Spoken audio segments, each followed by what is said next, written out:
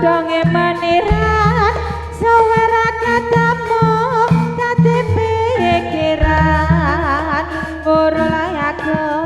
lagone samiran manyar sewu banyu marasan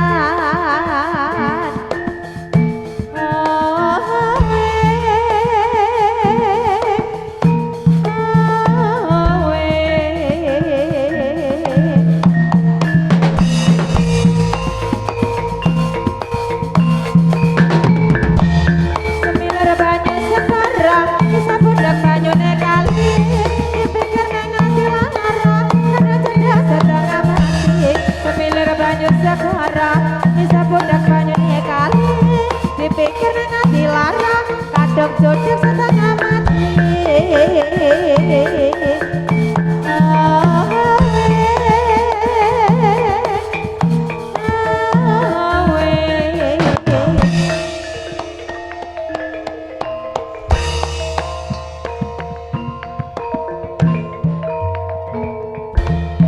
dari mana datangnya lintah dari sawah turun ke kali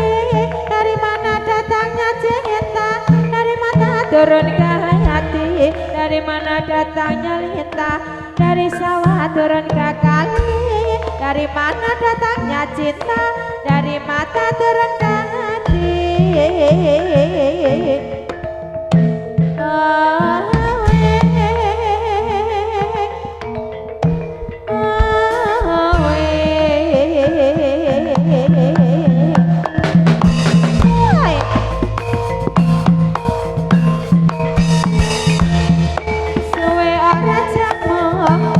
godhong isliki sawera ketemu nemu pisan dadi ati sawera ketemu jamu godhong isliki sawera ketemu nemu pisan dadi ati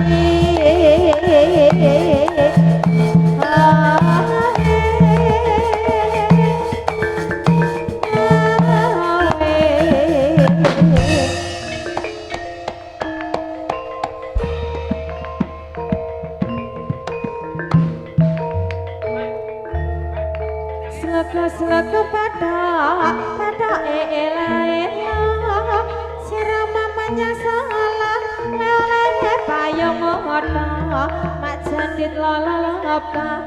wong mati ora obat yen obah medeni bocah yen urip kala